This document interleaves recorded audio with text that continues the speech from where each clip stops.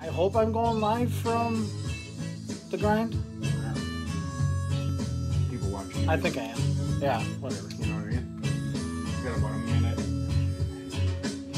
Well, and then we got your intro, so we got about a minute. Yeah. About 2 minutes. Yeah.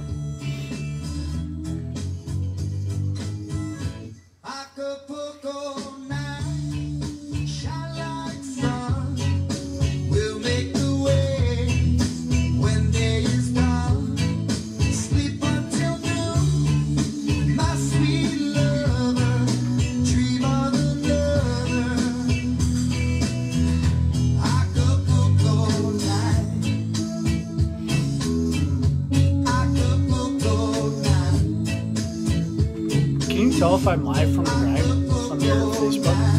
Yeah. Should be able to, actually.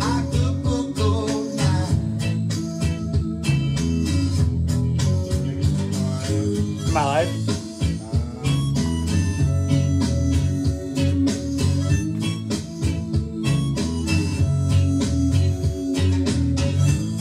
Yep.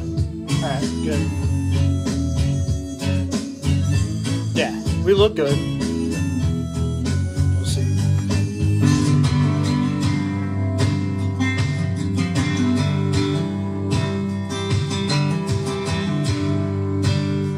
Whoa, whoa,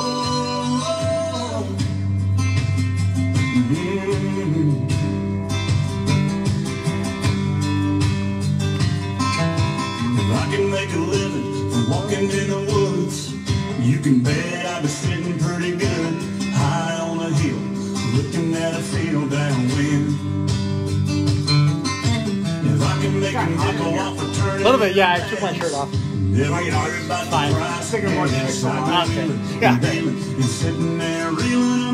Yeah, next episode, shirtless. Hunting, fishing, love it every day. That's the prayer that a country boy prays. Thank God he made me this way. Hunting and fishing, love it every day.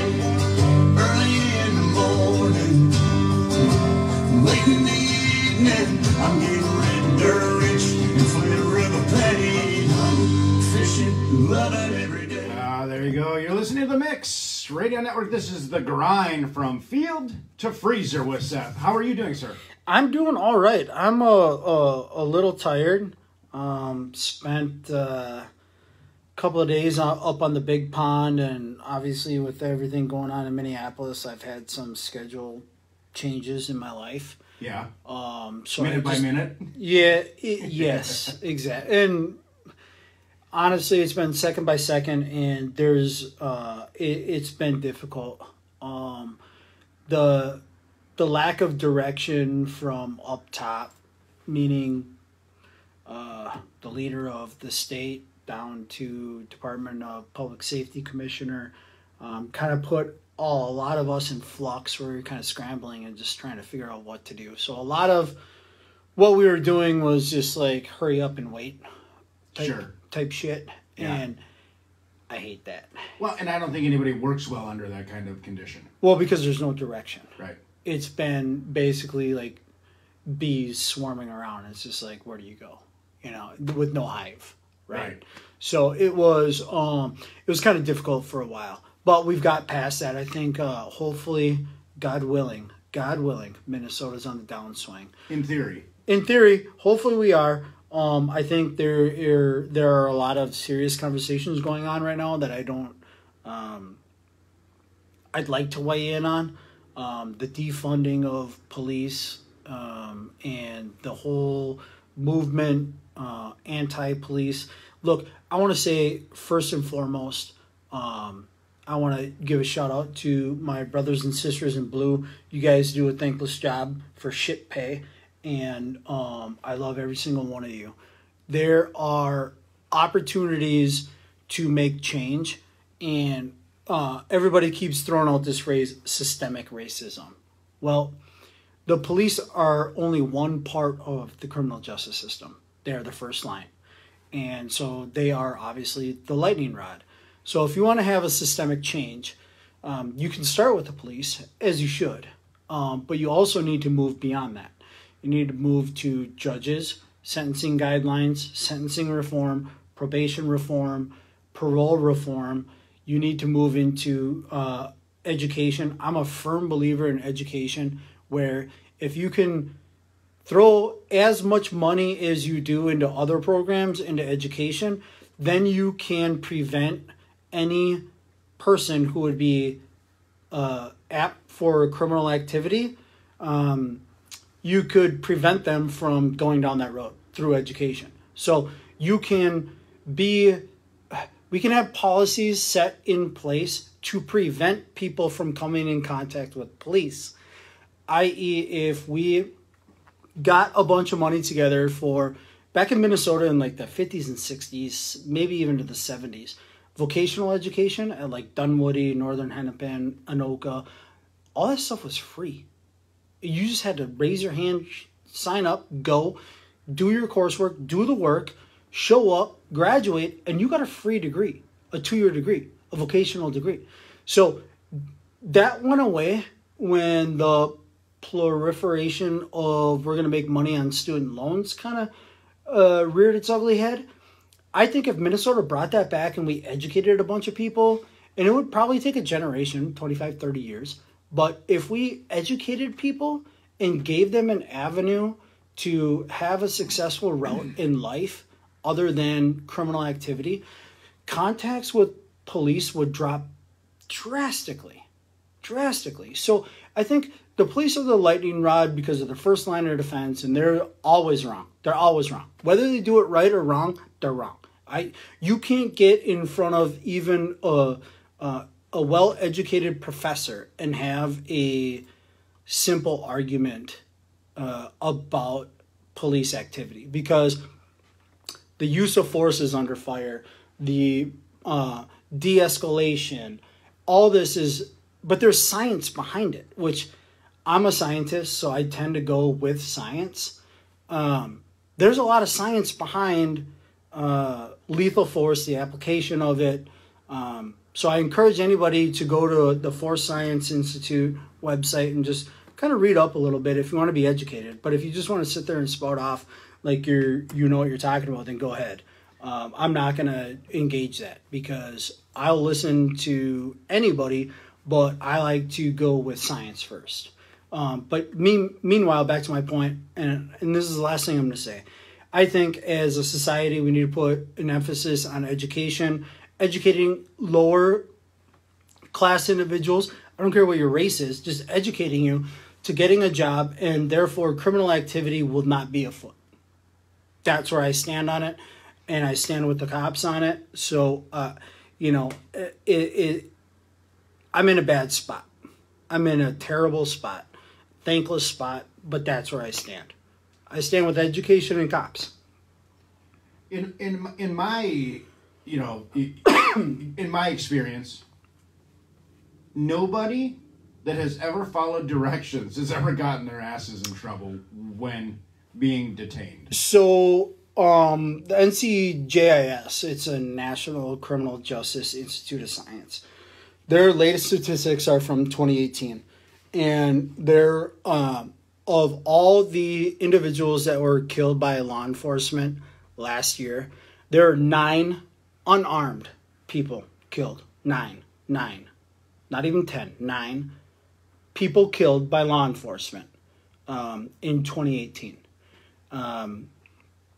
And if it shows that all 9 of those were a felonious act by the cops, then send them to jail. I don't think any cop is against that. There are bad apples, but for 9, a single-digit number in an entire year that were killed by law enforcement officers and they're unarmed, there could have been other things at play. We don't know that. I haven't looked at all the 9 cases, but there are 9.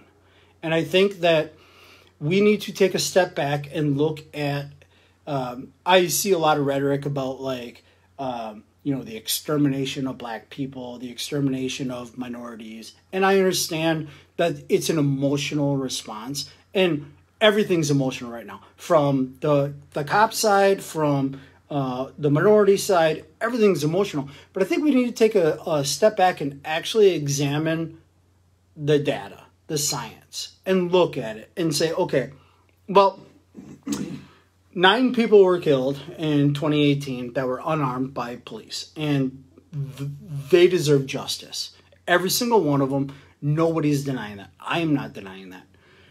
You need to look at the relativity of your argument. If you're saying there's an extermination, then have data.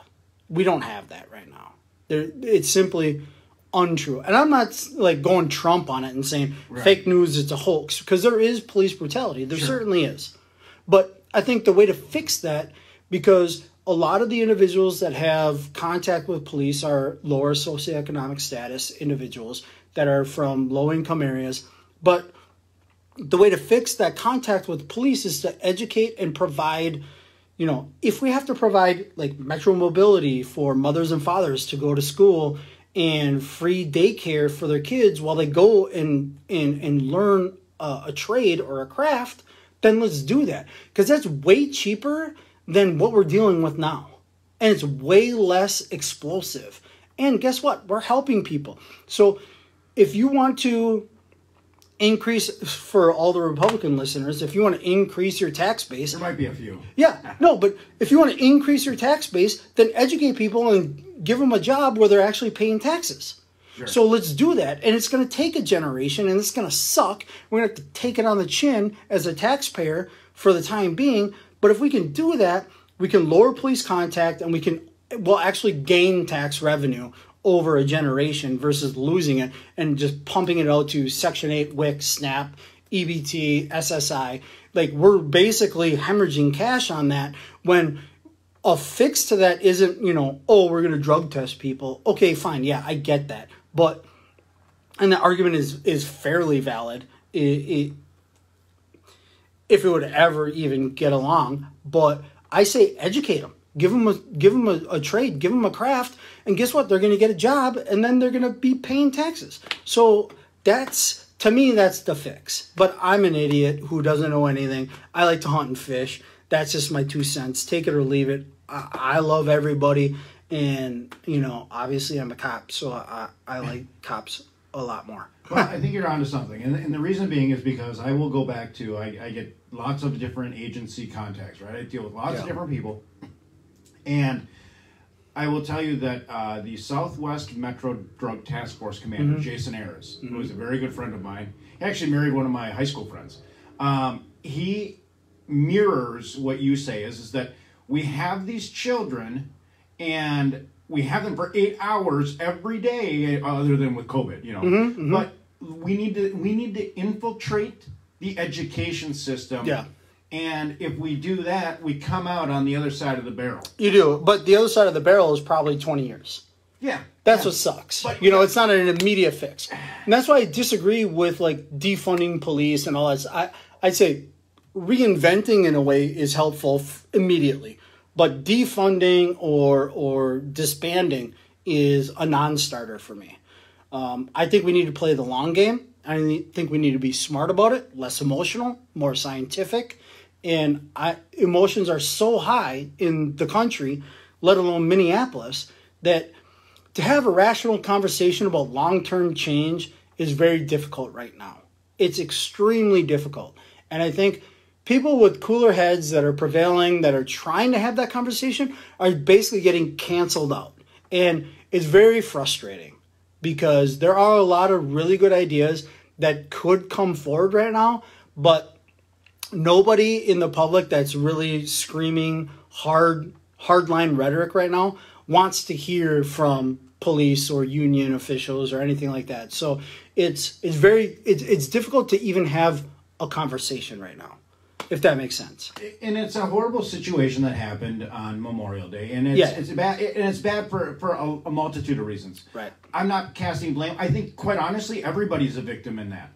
Oh, certainly. And, you know, like I've told my wife before, like when we first started dating, I was like, look, if I have to smoke somebody, we're moving. Like, we're moving. You are changing your last name. And you know what? Like, because, you know, when Jamar Clark was killed and Schwarzy, it was just a nightmare for him and his family, and I don't want that for my family. So there needs to be equitable conversations from both sides. And I don't think that we're there yet. We can get there, but tensions are just way too high right now. Well, it wasn't. We're gonna get into hunting and fishing, but we're onto something here, and of course I'm gonna throw a shameless plug out for Stacy and Tracy too. We'll talk more about it on Queen of the Cop on Tuesday night 7 to 9. Mm-hmm. And but I mean, is it helpful that we have the administration and the powers to be out of Minneapolis withdrawing from any kind of negotiation? I mean, I think it's the wrong time, or is it really that big of a deal? I mean, like you meant, like the Atlanta chief of police resigned. Yeah. It's a cancel culture, and I think that it's a good time to take a step back and let just everybody relax. So pulling back from negotiations isn't necessarily like, hey, we're not willing to have this conversation. It's them saying, we don't want to have it now because you don't want to hear what we have to say. Because whatever we say, you're just going to cancel me out on. Right. So I think that tactic, history will tell if it's helpful or not. But if I was like Arredondo or the DPS commissioner, I would certainly hold pat.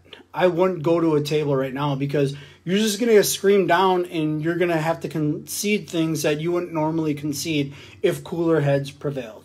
So I think tensions are just way too high for these conversations. And everybody wants conversations. And I'm happy to have them. I just don't want it to become who can shout louder than the other. And then as soon as you misspeak or misstep, then boom, they cancel you out and you're done. So I think there's a lot of good information out there. We need to rely on the scientists, and I think we need to move forward, but I think we need to put a little less emotion in what's happening with these conversations. But it's hard because it's a very emotional deal. Yeah. Like, a guy was killed by a cop. Well, let's just wait till due process runs itself out. There's a lot of misinformation out there. There's a lot of good information out there.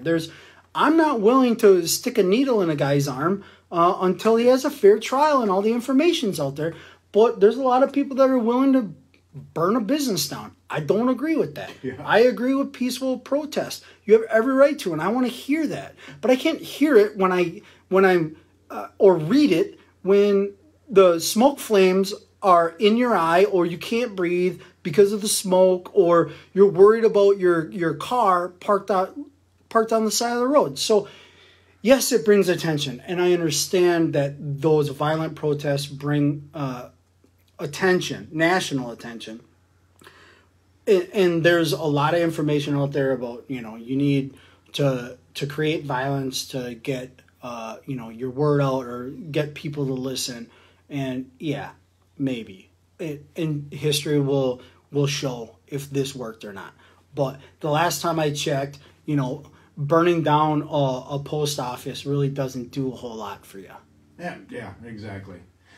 All right, well, let's do that. Hey, let's talk. Let's get to some hunting and fishing and all that good stuff. Yeah. Hey, tell us about your weekend. How was it? What'd you do? So, my old man called me up about a week ago, and he's like, "We got to get to Mille Lacs. It's been on fire lately. We were there on opener, but I really wanted to get back with nicer weather." And so we went Thursday to Saturday midday. And on Thursday, we got on the water around noon, 12:30, got off around 9:30. Then Friday, we fished from 7 a.m. to 10 p.m., where you have to be off the lake. Then Sunday, we fished Sunday morning till about 11 o'clock. We boated north of 100 walleyes. You can't keep any fish up there right now. There's a ban. And then come July 1st, it's a complete ban on the lake. You can't even be on the lake with fishing gear. Not even for like muskies or smallmouth or crappies. You just can't be on the lake with fishing gear, which is wild to me. So there's like, and I want to address this, and I don't know if I ever have on the show before, but the Native American bands and their gill netting with the fish and and the way that the sportsmen and the DNR react to it, I think is a colossal failure. I think that lake has such potential, but it went down to, a Supreme Court decision, and everybody's kind of just dug in, and the DNR is now managing the sportsmen over because they have no rule or authority over how the bands, other than like total poundage. But so, for example, the reason where I'm going with this is right now it's catch and release only. You can't keep any fish. So we caught north of 100 walleyes, and I'll bet you the hook mortality was probably around 40%. So here's me, who I love fishing, and I love fish, and I love to eat walleye. Here's me catching all these walleyes, and I know when I put this fish back, it's gonna die. So it's almost like a wanton waste law. There's a wanton waste law. You can't shoot an animal or injure an animal and not try an attempt to retrieve it. But currently, as the state of affairs on Mille Lacs, the DNR says you have to do that. So I'm pulling these fish up from 28 feet of water, knowing that they're probably going to be dead after I pull the hook out and put them back. And it's just like, and I can't keep them. And I know me and my wife would eat them. And your stomach's growling. And I'm pissed. Right. I feel bad as a sportsman. Sure. Like, I don't want to. So after like a certain, like on the middle of the day on Friday, I'm just like, I'm kind of feeling bad catching these fish. Because I know 40% of them are probably going to die. Sure. And I don't like that. I don't agree with it. So I think if the DNR, put their back up and said, look, you guys can keep 3 fish. Right? So me and my dad, we'd have 6 fish. Guess what? We'd be done fishing. We'd go in and have some beers and a pizza or a burger or whatever. But instead, we stayed out there and just caught fish. And guess what we did? We killed more fish than had we just kept our 3 apiece, and that would have been it. I don't know. I'm an idiot, though. So well, you know what? Yeah. We're all idiots. Yeah. Unless you're making laws. And you're That's smart right. Ones. That's right. So you went out to Lake Mille Lacs. They were hitting pretty hard. Yeah. Did you have any fun? I had a blast. I actually posted to the Grind Facebook page the exact method I was using. I don't pretend to, I don't want to keep secrets from anybody. We were pulling long lines, which is basically a snell. It's like a 10-foot fluorocarbon leader, slow death hook, which is like a number 6 Gamakatsu that has like a bend in it. We were pulling leeches in anywhere between 16 and 22 feet of water at about from 0.5 to 1.5 miles an hour on the west side of the flats, and we were crushing them. So if you want to get up there, you have a couple of weeks to do it. Try that method, see if it works. We did catch some big fish, but if you want to target larger fish, get out to the mud flats and go deep. Stay off the top, get onto the basin, stay deep in around 20 to 32 feet of water. You'll pick up your 24 to 26 to hopefully a trophy fish on that lake. Really? Yeah. There it is. No secrets amongst friends. None. That's what you do. We love all you guys. That's right. So, all right. Well, you know what? We have about, it looks like we're going to have Ben coming on right about now. I'm hoping he's going to call, or we calling him? He's calling us. I gave him the number. Okay. Hopefully he calls in so we can kind of just spin it around and we'll see. Look at that. Right on time. There he is. Is this Ben? This is Ben. Hey, Ben. How are you? Good. Good. Welcome to the Grind. You're on, and obviously you know Seth, so I'm going to let you guys get at it.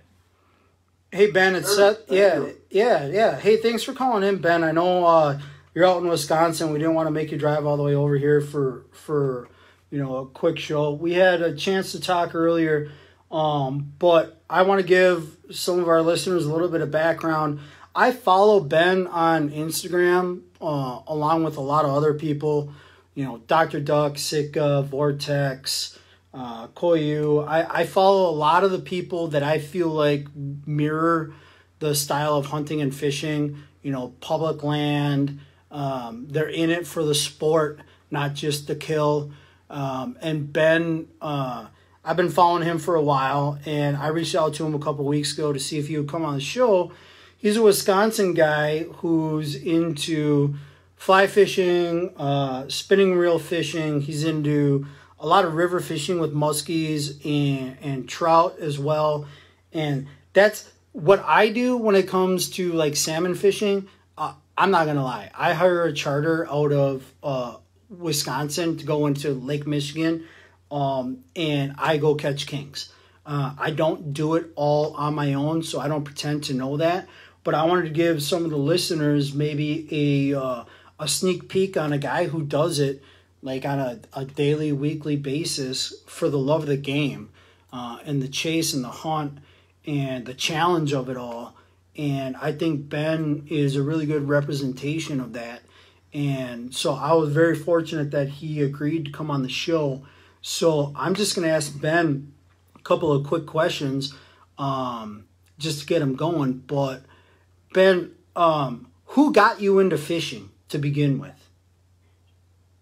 Well, it all started with my dad. I grew up in La Crosse, Wisconsin, right on the Mississippi River. And it's just like anywhere in the Midwest, in the upper Midwest especially, you're going to be surrounded by water. And growing up, I couldn't have asked for a better area to grow up than La Crosse, right on the Mississippi River. And my dad has, grew up right on the Mississippi River, and he got me into fishing. Younger, you just go out, catch some panfish, and it just kind of escalated from there. Yeah. Is that why you're kind of a river rat now with like your muskie fishing too? You kind of stick to rivers because you grew up in that area right next to the Mississippi, or is that just what you prefer, or the style of fishing you like on the rivers versus the lake? Well, it's a little bit of both. Around me, within about an hour of where I live, the only muskie opportunities that you're really going to have, or really fishing opportunities at all, are pretty much going to be rivers.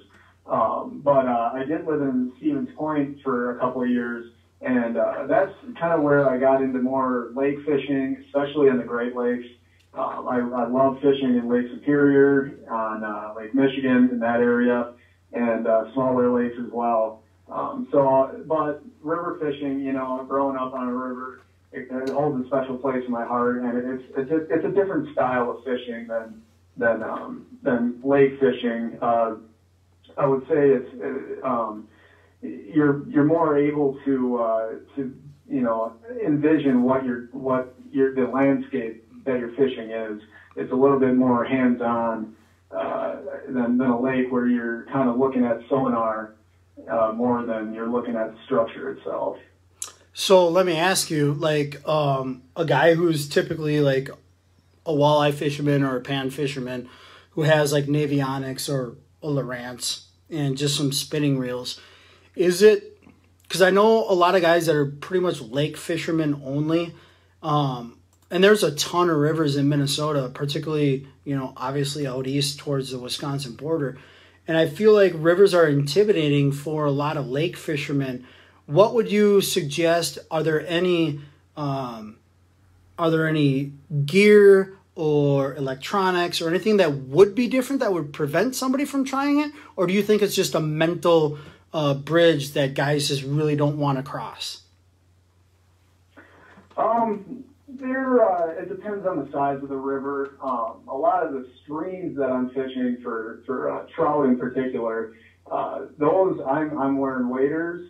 And honestly, that's the only difference between the only different kind of gear that you would need if you wanted to go catch trout with a spinning reel, spinning rod, spinning gear. Mm-hmm. The only difference, I would walk a stream, because most of these streams are too shallow to run a boat in. Whereas some of the larger rivers, it's basically just going from a lake to a river. You can use the same gear. It's just being able to read the water a little bit differently than on a lake.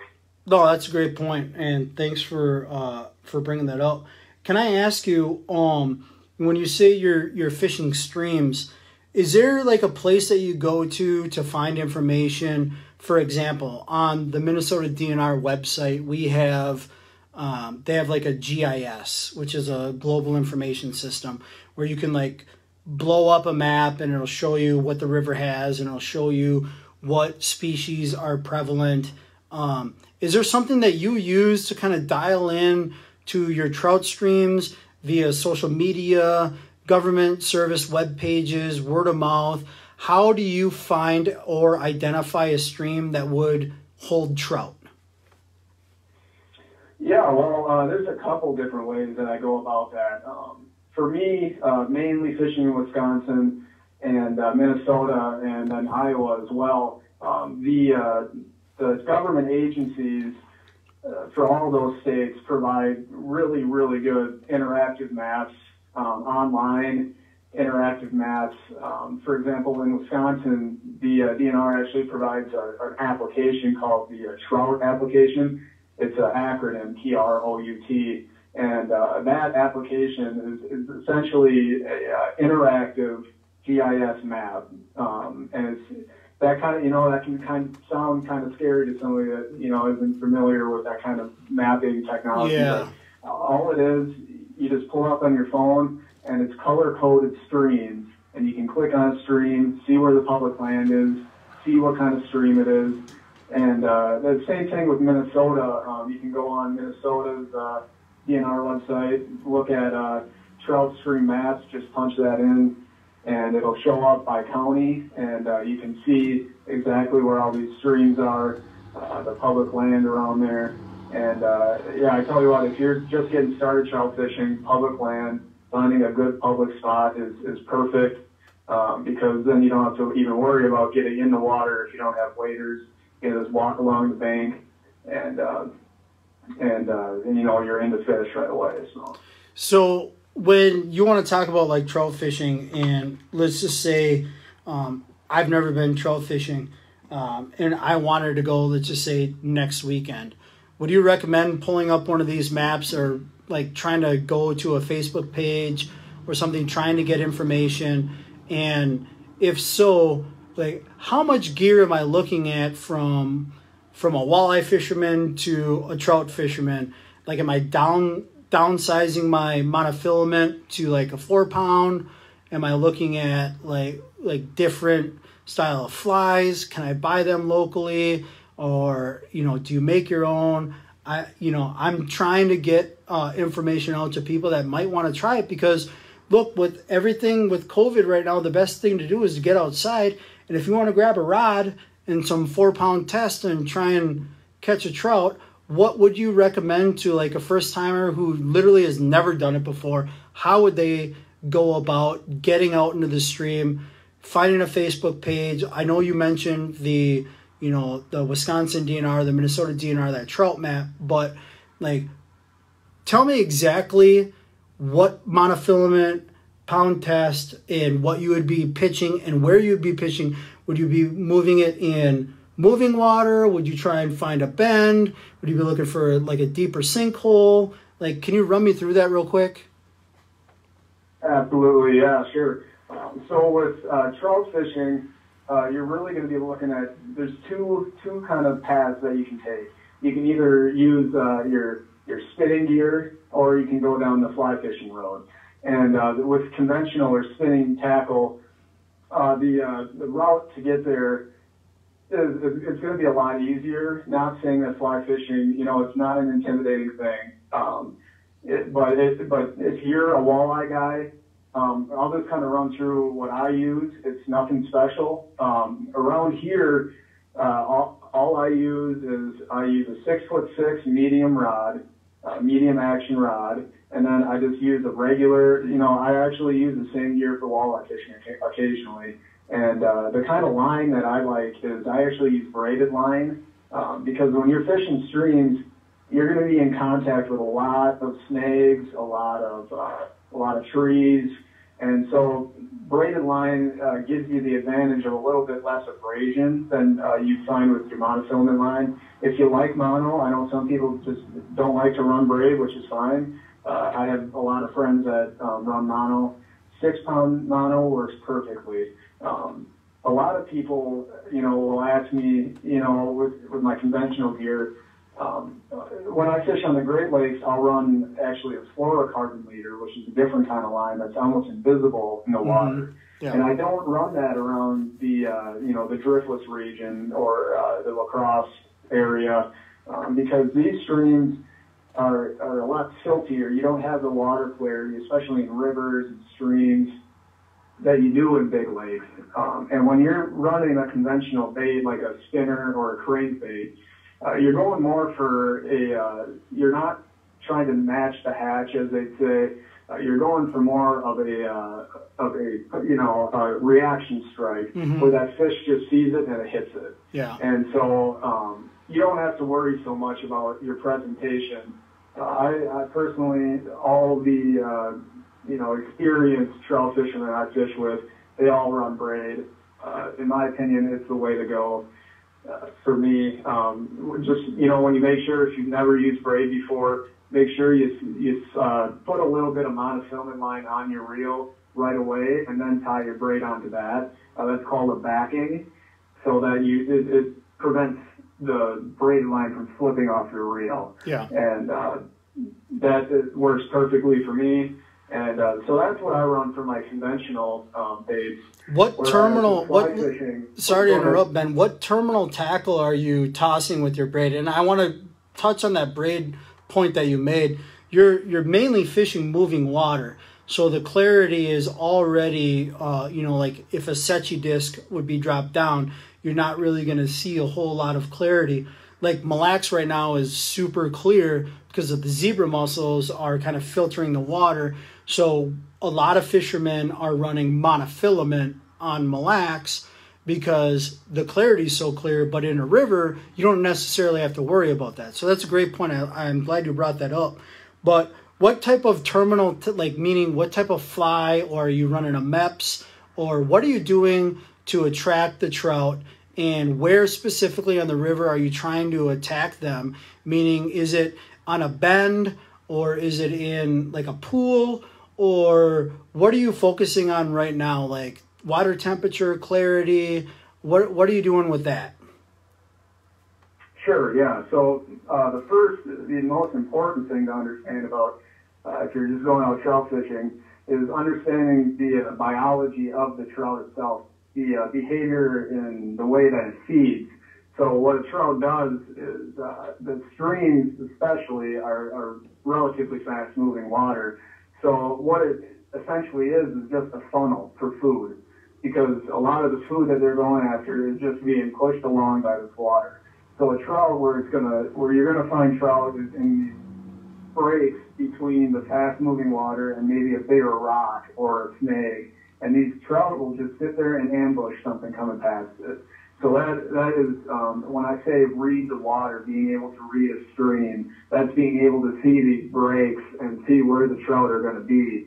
And, if you're just getting out starting trout fishing, it doesn't take too long to, get the hang of how to read a stream.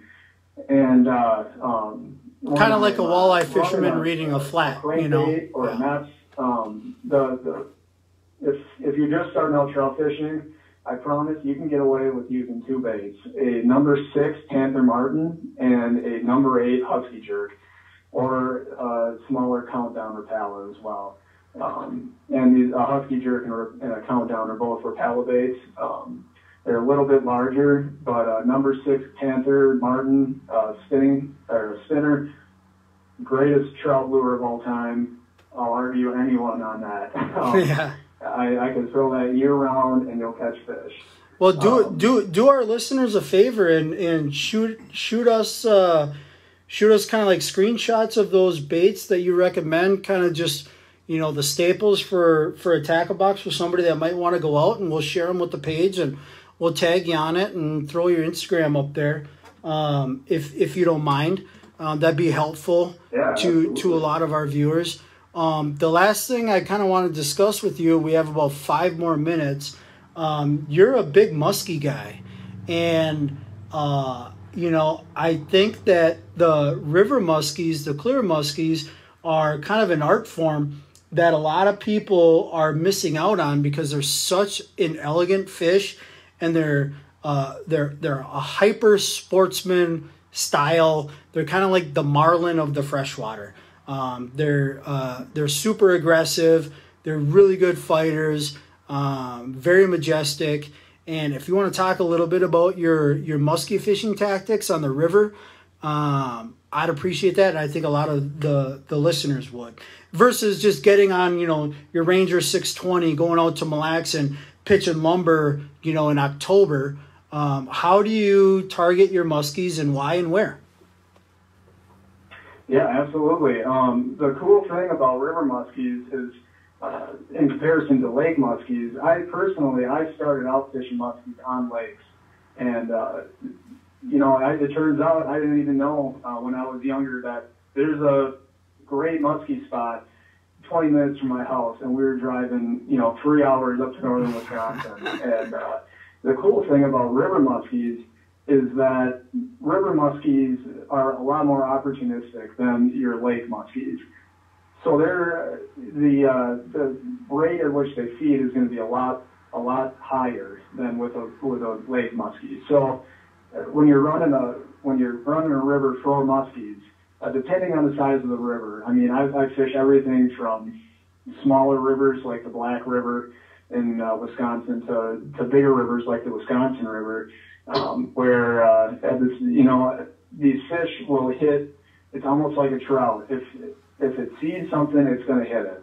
It's not that easy, but at the same time, what I'm running for these muskies and rivers is smaller muskie baits in comparison to, if you're fishing a big lake, you might be running big double bucktails, big bulldogs, 1 pound bulldogs, where on a river, a lot of what I throw is topwater baits, like a lot of different topwater baits, or smaller crate baits. Livingston makes really great smaller muskie style crankbaits that work great in rivers, where the easiest bait to throw for a muskie on a river is a crankbait. You can throw them almost anywhere, and you'll run into a lot fewer snags than you would with, say, a bigger bucktail or a big bulldog. So is it? You're trying to get into river muskie fishing, crankbaits and topwater. Great. I hope you can share some of those Livingston baits. They sound like a local company. We like to support local businesses. Is it fair for me to say that river muskie fishing is different from lake muskie fishing in the sense that you're throwing a smaller presentation and you may not go 100 casts for a follow? You might be just looking for opportunistic, like reactionary strikes from these muskies in areas that they would tend to be on the river. Would that be fair? Absolutely. It's a different game. In a couple words, the best way I can describe it is on a lake, you're fishing a lot longer for bigger fish, or on a river, you might catch a lot more fish, but you might not see the same size that you're going to see on the giants like Lake of the Woods and Mille Lacs, like you were talking about. But you're definitely going to have a higher chance of running into a muskie. Do you ever throw flies for muskies, or are you strictly kind of like a jointed bait, crankbait style fishing on your spinning rod? Occasionally, I have tried it before. It's tough, and I have a lot of buddies that do throw flies for muskies, and all of them I know fish rivers. It's a lot easier to get close contact with these fish, which is what you need with a fly, and it's tough. But if you're looking for a challenge and you're looking for, it's the trophy of a lifetime. Catching a muskie on the fly is absolutely, a goal of mine, but something that I need to put a lot more time into because it's tough, but it's doable, and especially in river systems. But it's fun to chase them around and see what works and what doesn't work, and you learn along the way. Ben, I really want to thank you for calling in. We're going to post your Instagram to our webpage, and if you don't mind, send me those baits that you had mentioned. We'll get them put up with a link to you as well. Keep up the good work. You're a true sportsman, and I know that you are active in the Wisconsin trout community. So keep up the good work, and if you want to plug any of those groups for some possible donations, we're happy to do it. You guys, even though you're Packer fans, we'll maybe flip you some money, but we love you over there in Wisconsin. And Ben, keep up the good work. You're doing a really good job. And thanks for calling in. And hopefully we can talk again, maybe either later this summer or early in the fall when fishing kind of picks up, when people stop thinking about fishing and pick up the guns and get their dogs ready. But thanks again, Ben, and we appreciate you calling in. Yeah, absolutely. Thanks for having me on, guys. All right, thanks, have Ben. a good one, Ben. All right, there you go. Too. Thank you. There you go. So fantastic conversation. It flew over my head because I'm not a fisherman. So. Well, no, and look, and I've been hounding my brother for like a month to come in here because he knows a lot more about this. But so I essentially reached out to some people that I follow on Instagram, and Ben is one of them. I don't know. I know a lot. I don't know everything. So I want our viewers, listeners, to get it from an expert's, from the horse's mouth. Because A, I don't want to lead them astray, and B, I would just be talking out of my ass. So I'm very grateful that Ben called in. He knows what he's talking about. If you guys, when we post his link to the page, if you have any questions, he is such a nice guy. I guarantee you, if you had a specific question for him, he would respond. He's a very responsive guy. He's very knowledgeable. And he'll also tell you he doesn't know. And that's the reason why I'm telling some of our listeners, I don't know that much about river fishing. That's why we just had Ben on. So there's humility in saying, I don't know. And that's why we had Ben on. And I hope that some of the viewers that were maybe interested in it or not interested in it at least learned something from our conversation with Ben. Go to the Grind Facebook page, the Grind, Feel the Freezer, and some of that stuff I think Jana is working on right now, linking up. So there you go. And like you said, shoot him off a question if you have one, and he'll probably get back to you. All right, here's what we're going to do. We're going to take a quick break because we got to play Mitch Gordon Beer Joint. But before that, you know what? We played this on Queen of the Cobb, and you touched on something in your intro, your monologue that hit me. And I thought, you know what? There's no better time to play this than right now. So give it a listen. It's a good one. It's Paul Harvey called Policeman. Policeman. I love this. A policeman is a composite of what all men are, I guess, a mingling of saint and sinner, dust and deity. What that really means is that they are exceptional. They are unusual. They are not commonplace. Buried under the thought is the fact. And the fact is that less than 0.5% of policemen misfit that uniform. And that is a better average than you'd find among clergymen. What is a policeman? He of all men is at once the most needed and the most wanted, a strangely nameless creature who is sir to his face and pig or worse behind his back. He must be such a diplomat that he can settle differences between individuals so that each will think he won, but if a policeman is neat, he's conceited. If he's careless, he's a bum. If he's pleasant, he's a flirt. If he's not, he's a grouch. He must make instant decisions which would require months for a lawyer, but if he hurries, he's careless. If he's deliberate, he's lazy. He must be first to an accident, infallible with a diagnosis. He must be able to start breathing, stop bleeding, tie splints, and above all, be sure the victim goes home without a limp. The police officer must know every gun, draw on the run, and hit where it doesn't hurt. He must be able to whip two men twice his size and half his age without damaging his uniform and without being brutal. If you hit him, he's a coward. If he hits you, he's a bully. The policeman from a single human hair must be able to describe the crime, the weapon, the criminal, and tell you where the criminal is hiding. But if he catches the criminal, he's lucky. If he doesn't, he's a dunce. He runs files and writes reports until his eyes ache to build a case against some felon who'll get dealed out by a shameless Seamus. The policeman must be a minister, a social worker, a diplomat, a tough guy, and a gentleman. And of course he'll have to be a genius because he'll have to feed a family on a policeman's salary.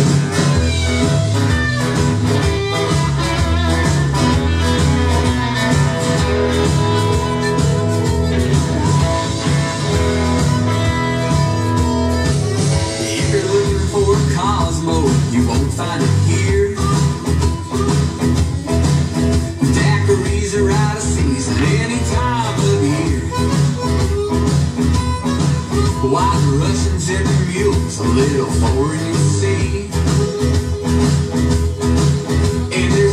chance in hell you find an Apple TV. Down at the beer joint on Friday, Saturday night there's a band in the corner and they're playing all night.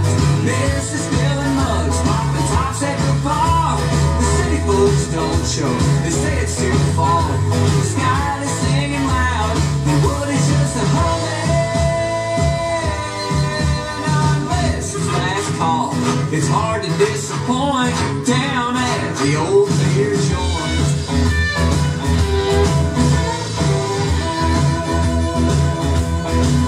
We got bottles and cans and a bunch of cakes too. Domestic IPAs, a couple microbrews, crawlers and 6-packs and cases to go. You can have one here, take one for the road. Down at the beer joint on Friday, Saturday night there's a band in the corner and they're playing all night. Mrs. spilling mugs, popping tops at the bar. The city folks don't show, they say it's too far. The sky is singing loud and Woody's just a humming. Unless it's last call, it's hard to disappoint down at the old beer joint. Good. Play one, boys.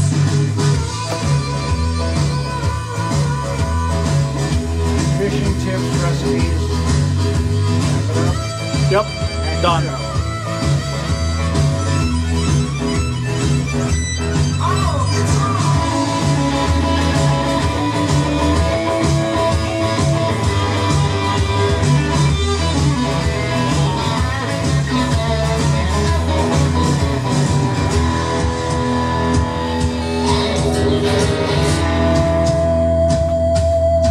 now if you don't like beer, our back room's got you covered. With a recipe I stole from my grandma's cook. Some call it corn liquor, some call it moonshine. You get yourself a sip and we'll have a good time.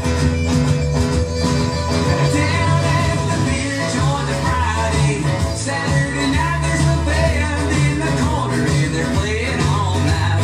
Mrs. spilling mugs, popping tops at the bar. The city folks don't show, they say it's too far. The sky is singing loud and Woody's just a humming. Unless it's last call, it's hard to disappoint down at the old beer joint. Unless it's last call, it's hard to disappoint down at the old beer joint.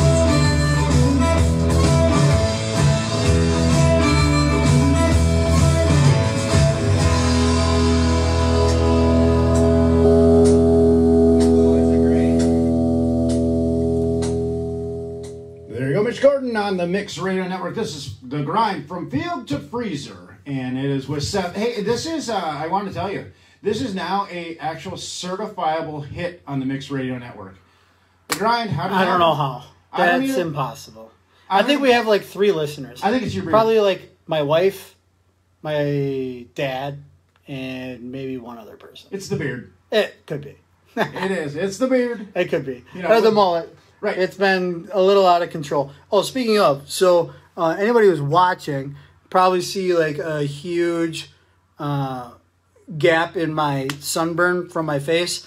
I was fishing all weekend with my hat backwards. If you are on a boat, rotate your hat. Hot tip. Rotate your hat. There you go. So you'll have, otherwise you'll have permanent problems. Well, I wasn't going to say anything. Golly, but I'm glad you did, because I Yeah. was wondering. Yeah. Jeez Louise. No, anyways, this is a certifiable hit now. It Well- actually is. I mean, we got a ton of listeners, and it's going good. I think people are loving what you're doing, and they're just talking to a guy, listening to a guy. You're interactive, and they love it. Look, I'm nobody special. I just have, I like to share what I know. I'm not one person who likes to keep things close to the vest, so I'll share anything. For example, like I just shared to the Field to Freezer page exactly how I caught all those walleyes. Like, exactly how I caught all those walleyes. Where you try and talk to somebody else and they're just going to say, oh, you know, they're in the lake or whatever. Like, to me, that's bullshit. Like, come on, we're all out here trying to have fun. Like, let's help each other out. Now, one thing I do want to talk about with walleyes, if you do get to go to a lake where you actually get to keep a fish, I'll share the YouTube video on the Field to Freezer page, but they're called walleye wings. It's kind of like the belly, the breast of the walleye. It's a huge chunk of meat that I would say north of 75% of fishermen leave behind. So it's a delicious little appetizer that I like to cook up. My brother does it. My dad does it. I've been virtually telling everybody to pull walleye wings for the last like 5-6 years. So I'll share that as well. It's a nice little app. And the recipe's super simple. You just got to know where to cut on the fish. So I'll share that out. And hopefully anybody who's going out fishing this weekend that is lucky enough to boat a couple of walleyes, give it a shot. You know, if you don't like it, you don't like it. But I think they're pretty good. And like my buddy Jeff just chimed in, those cheeks, man, the cheeks on a walleye, they're like tiny little delicious scallops. All I need is a little bit of butter and about 2 minutes on medium high, and they're delicious. So don't forget about that. So in the future, I'm going to, it's my 40th birthday in like 3 weeks, along with my twin brother Simon, obviously, but I'm going to Red Lake in a couple of weeks with some buddies. Hopefully I have something to report. Sounds like fishing should be okay. I love that lake. It's a super easy lake to fish. It's basically a basin, so you can't go wrong. It's not like Mille Lacs where there's a ton of structure. That lake has been producing millions of pounds of walleyes. And they also have a really good relationship with the Red Lake band of natives up there. So if Red Lake can figure it out, I would hope that Mille Lacs would be able to figure it out, because they're shutting down Mille Lacs July 1st to July 31st, and I feel really bad for all those resort owners. You know, the 4th of July is just a great time of year for families to get out, and you know, you can't even have any fishing equipment on the lake, and that, to me, it's just sad. So hopefully they can get that figured out. I'll post the walleye wings to the page. I will give an update on Red Lake. I will do the Man Cave next Sunday, and then I'll be in studio the following Sunday. And we have some pretty good guests lined up. I got Dr. Duck coming up. We're going to talk about duck hunting and what to do to get in preparation. Geez, it's almost July 4th. Like, where's the summer gone? Where's 2020 gone? Like, seriously, exactly. Like, COVID and rioting. Yeah, fucking kill me now. COVID anyway, and rioting. Sorry for swearing, Jana. Oh, yeah. But it's gone by in a flash. So hunting season's coming around the corner. I know Wyoming just posted their elk lottery. Colorado's going to post their elk lottery in about a month, but you can buy over the counter starting like August 4th. So time to start thinking about that. Jeez, and so so if you didn't get drawn, start thinking about an over the counter situation. And I have options for that. I'll share them in the next coming weeks with Jana onto the page. So if you're looking for an over the counter do-it-yourself trip, hit us up. I'll share my failures. So hopefully you don't have to repeat them. And that's all I can tell you is I've failed a million times and I'm starting to figure it out. So I'm very happy to share my failures. I'm not perfect, and hopefully it makes you a better sportsman. On that, you know, I love Minneapolis. I love Minnesota. I love the police. I love all the victim families, and hopefully everything can calm down. Cooler heads can prevail, and we'll connect soon, family. In the meantime, get your boat out, get your family out, go fishing. Bars are open. Go have a drink, have some fun, and get outside. It's beautiful. Can't say better than that. He's Seth. He is the host of The Grind, Field to Freezer on the Mixed Radio Network. Don't forget, Tuesday night, got to throw a shameless plug out for Queen the Cop, too. Yeah, Tuesday you have night, to. 7 to 9. You know, they love listening and watching your show, so they're probably doing it right now as well. But 7 to 9, Stacy and Tracy will be in studio, and trust me, it'll be one hell of a bomb-dropping, opinionated The show. fireworks are coming early, I think. I think they are, and we don't hold back, you know that. No, that's good. But hey, thank you for what you do, and you know what? It's absolutely the best way to end the show. We're gonna get out of here with Leadfoot Larry, one of Gianna's favorite guys, and mine too, Blue Eyed Baby on the Mixed Radio Network. Thanks, brother.